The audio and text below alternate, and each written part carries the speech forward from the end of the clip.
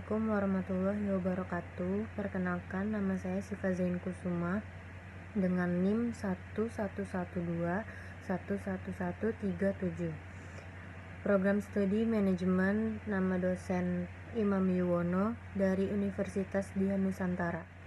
Di sini saya akan menjelaskan tentang pengelolaan sumber daya manusia. Sumber daya manusia didefinisikan sebagai keseluruhan orang-orang dalam organisasi yang memberikan kontribusi terhadap jalannya organisasi. Sebagai sumber daya utama organisasi, perhatian penuh terhadap sumber daya manusia harus diberikan terutama dalam kondisi lingkungan yang serba tidak pasti.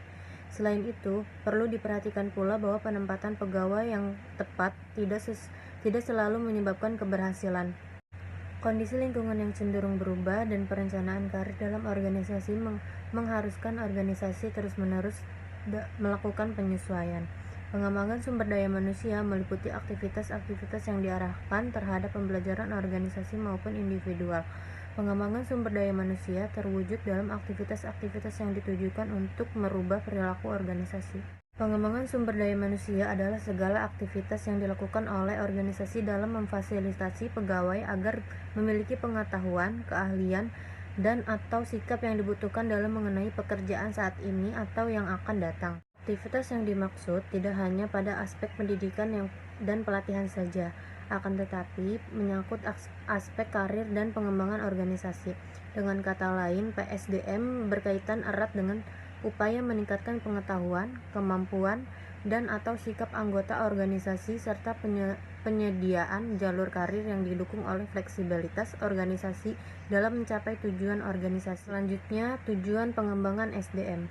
Secara umum, tujuan pengembangan sumber daya manusia adalah untuk memastikan bahwa organisasi mempunyai orang-orang yang berkualitas untuk mencapai tujuan organisasi untuk meningkatkan kinerja dan pertumbuhan. Tujuan tersebut dapat dicapai dengan memastikan bahwa setiap orang dalam organisasi mempunyai pengetahuan dan keahlian dalam mencapai tingkat kemampuan yang dibutuhkan untuk melaksanakan pekerjaan mereka secara efektif. Secara rinci, tujuan pengembangan sumber daya manusia dapat diuraikan, yaitu meningkatkan produktivitas kerja, mencapai efisiensi, meminimalisir kerusakan, mengurangi kecelakaan, meningkatkan pelayanan, memelihara moral pegawai, meningkatkan peluang karir, dan masih banyak lagi. Selanjutnya, proses pengembangan sumber daya manusia. Setelah menentukan tujuan proses pengembangan sumber daya manusia, maka manajemen dapat menentukan metode-metode yang cocok dan media yang tepat untuk memenuhi tujuan yang telah ditentukan tersebut.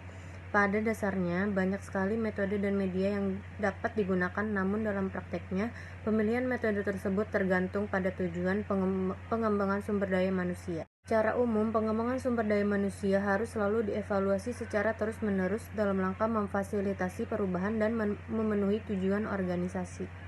Berikut beberapa proses program pelatihan dan pengembangan sumber daya manusia. Yang pertama menentukan kebutuhan, yang kedua analisis organisasial, yang ketiga analisis pekerjaan, yang keempat analisis individual, yang terakhir pelatihan dan pengembangan SDM. Selanjutnya, fungsi-fungsi pokok MSDM. Yang pertama fungsi perencanaan, yang kedua fungsi perorganisasian, yang ketiga fungsi pengarahan, dan yang terakhir fungsi pengendalian. Sekian video dari saya tentang penjelasan mengenai pengelolaan sumber daya manusia. Bila ada kesalahan kata, saya mohon maaf. Wassalamualaikum warahmatullahi wabarakatuh.